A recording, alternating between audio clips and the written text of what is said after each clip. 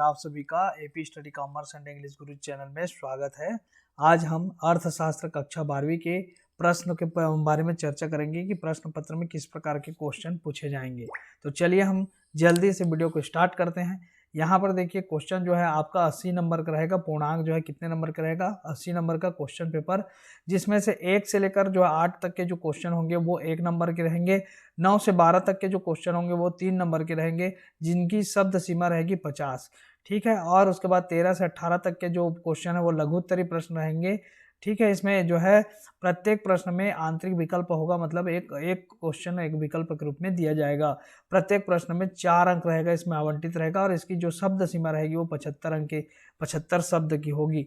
उसके पश्चात जो है प्रश्न क्रमांक 19 से 24 तक जो है दीर्घ उत्तरीय प्रश्न होंगे और प्रत्येक प्रश्न में 6 अंक आवंटित होंगे। इस प्रकार से जो है इसमें जो है शब्द सीमा जो रहेगा वो है 250 शब्दों का रहेगा। अब हम स्टार्ट करते हैं यहाँ से कि कौन से क्वेश्चन जो है परीक्षा में पूछे जाने वाले और इम्पोर्टेंट क्वेश्चन है। तो यहाँ पर देखिए तटस्थता वक्र का झुकाव होता है कहाँ, कैसा होता है आपको बताना है। उसके बाद क्वेश्चन नंबर 2 देखिए, टमाटर का बाजार मुख्य रूप से किस प्रकार का बाजार है। प्रश्न क्रमांक 3, चेक किस प्रकार की मुद्रा है, किस प्रकार की मुद्रा है इसको बताना है आपको। उसके बाद चौथा, किस खाते में जमा राशि पर अधिक ब्याज दर प्राप्त होती है। पांचवा, घाटे का बजट एक प्रभाव लिखिए। घाटे के बजट का क्या लिखना है हमको? एक प्रभाव लिखना है। फिर छठवां है, कर वंचन क्या है। कर वंचन मतलब कर की चोरी क्या है। ठीक है। उसके बाद है यहाँ पर भारत के भुगतान संतुलन की स्थिति कैसी है। अवमूल्यन किसे कहते हैं। लागत वक्रों की आकृति यू के समान होने के कोई 3 कारण लिखिए। इंपॉर्टेंट क्वेश्चन, सारे जो क्वेश्चन यहाँ पर दिए हुए हैं इंपॉर्टेंट क्वेश्चन है। क्षेत्र के आधार पर किन्हीं 3 बाजारों को समझाइए। बचत को प्रभावित करने वाले किन्हीं 3 तत्वों को समझाइए। फिर है राजकोषीय नीति तथा मौद्रिक नीति में 3 अंतर स्पष्ट कीजिए। इंपॉर्टेंट क्वेश्चन, राजकोषीय नीति और मौद्रिक नीति में अंतर। व्यष्टि अर्थशास्त्र एवं समष्टि अर्थशास्त्र का जो क्वेश्चन हो तो हर साल ही आता है, आपको देखने को मिलेगा। या तो अंतर पूछेगा, या व्यष्टि अर्थशास्त्र किसे कहते हैं, या समष्टि अर्थशास्त्र किसे कहते हैं, या व्यष्टि और समष्टि दोनों के बारे में पूछता है। तो व्यष्टि एवं समष्टि अर्थशास्त्र एक दूसरे के प्रतियोगी नहीं अपितु पूरक हैं, इस कथन को तर्क देकर समझाइए। अथवा मिश्रित अर्थव्यवस्था की 4 विशेषताएं लिखिए। फिर उसके बाद क्वेश्चन नंबर 14 में देखिए, उत्पादन फसल की किन्हीं 4 लक्षणों की व्याख्या कीजिए। फर्म के संतुलन को परिभाषित करते हुए फर्म के संतुलन की कोई 3 शर्तें लिखिए। प्रश्न क्रमांक 15 जो है, किसी देश के उत्पादन में संबंधित निम्नलिखित सूचनाएं दी हुई हैं। इससे आपको जो है यहाँ पर जो दिया है सकल घरेलू उत्पाद और शुद्ध घरेलू उत्पाद हमको निकालना है। तो सकल घरेलू उत्पाद का फार्मूला आपको वहाँ पर मिल जाएगा। सकल घरेलू उत्पाद और शुद्ध घरेलू उत्पाद, इन दोनों को आपको निकालना है। बहुत ही सरल है ये क्वेश्चन जो है बहुत सरल है। आपको इसमें जो है शुद्ध रूप से 4 नंबर जो है मिलेंगे।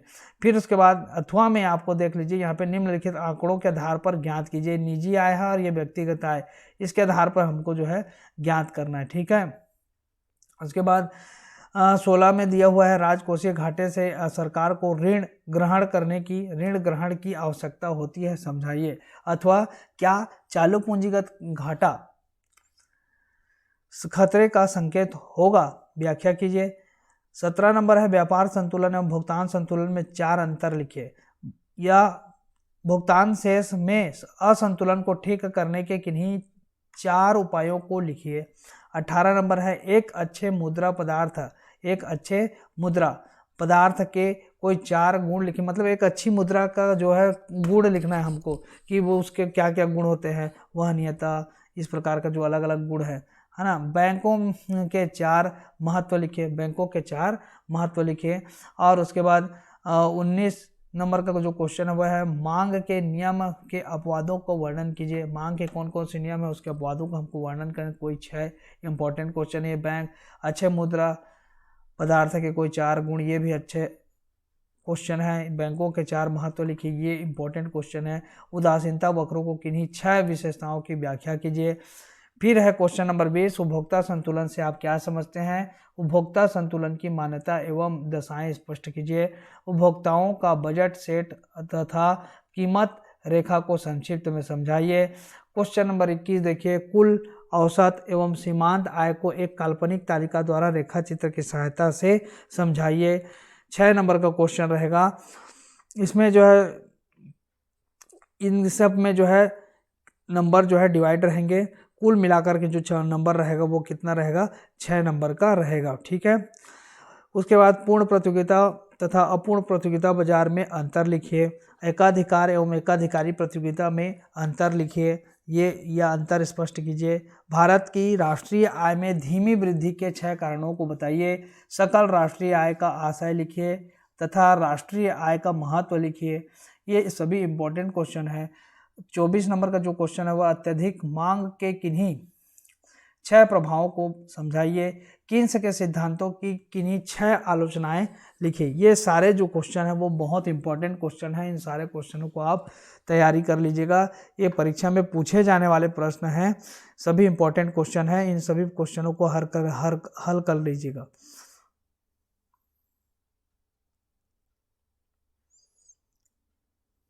यहाँ पर देखिए, उपभोक्ता की बचत का आधार क्या है, अल्पाधिकार में मांग वक्र कैसे होता है, व्यापार चक्र मुद्रा का कौन सा दोष है, बैंक जमाओं के आधार पर ऋण देकर किसका सृजन करते हैं, प्रत्यक्ष कर के 2 उदाहरण लिखिए, दृश्य मदों से क्या आशय है, व्यापार संतुलन, आर्थिक विकास के लिए कौन सा बजट उपयुक्त होता है, कीमत विश्लेषण में आगम धारणाओं को कोई 3 महत्व लिखिए, एकाधिकृत प्रतियोगिता की कोई 3 विशेषताएं लिखिए, सीमांत बचत प्रवृत्तियों को समझाइए, समग्र मांग के कोई 3 घटक लिखिए, उत्पादन संभावना वक्र नीचे की ओर ढाल होता है क्यों, समष्टि अर्थशास्त्र के कोई 4 महत्व लिखिए। इस प्रकार से अनुसूची भी दे दिया जा सकता है। इसमें लिखा है कि निम्नलिखित तालिका श्रम की सीमांत उत्पाद अनुसूची देती है। यह भी दिया गया है कि श्रम का कुल उत्पाद 0 है। प्रयोग के 0 स्तर पर श्रम के कुल उत्पाद और औसत उत्पाद की अनुसूची की गणना कीजिए। उसके पश्चात या फिर इस प्रकार का क्वेश्चन दिया जा सकता है।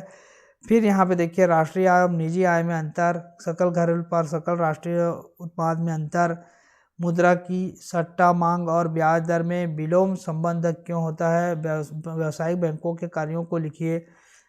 फिर उसके बाद है राजकोषीय घाटे से सरकार को ऋण ग्रहण की आवश्यकता होती है, समझाइए। बजट की प्रमुख विशेषताओं को लिखिए, ये इम्पोर्टेंट है।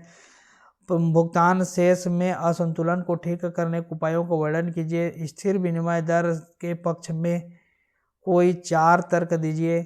मांग के नियम की तालिका एवं रेखा चित्र द्वारा व्याख्या कीजिए। सीमांत उपयोगिता कुल उपयोगिता के मध्य संबंध को तालिका एवं रेखा चित्र द्वारा स्पष्ट कीजिए। मांग की लोच की माप की प्रतिशत या अनुपातिक विधि को समझाइए। मांग को प्रभावित करने वाले प्रमुख 6 तत्वों को समझाइए। Most important question. उत्पादन फलन को परिभाषित करते हुए पैमाने के बढ़ते प्रतिफल एवं पैमाने के घटते प्रतिफल को रेखा चित्र द्वारा समझाइए। या अल्पकाल की संकल्पना को परिभाषित कीजिए। कुल उत्पादन, औसत उत्पादन और सीमांत उत्पादन की अवधारणाओं को समझाइए। मांग में परिवर्तन का संतुलन मूल्य पर क्या प्रभाव पड़ता है, रेखा चित्र द्वारा समझाना है इसको। या फिर आपको लिखना पड़ेगा बाजार मूल्य का अर्थ लिखिए। अति अल्पकाल में या अति अल्पकाल के बाजार का मूल्य निर्धारण पर क्या क्या प्रभाव पड़ता है। निम्नलिखित आंकड़ों के आधार पर व्यक्तिगत आय और व्यक्तिक प्रयोज्य आय की गणना करना है हमको, ये दिया हुआ है इसमें। और या फिर यहाँ पे सकल घरेलू उत्पाद और शुद्ध घरेलू उत्पाद ज्ञात कीजिए। ये जो है ज़्यादा इंपॉर्टेंट है। ये जो है प्रश्न हमेशा परीक्षा में पूछे जाने वाले हैं, इनको अच्छे से प्रैक्टिस कर लीजिएगा आप।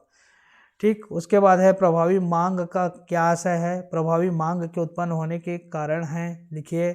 या फिर उपभोग प्रवृत्ति से क्या आशय है, औसत उपभोग प्रवृत्ति तथा सीमांत उपभोग प्रवृत्ति का अंतर स्पष्ट कीजिए।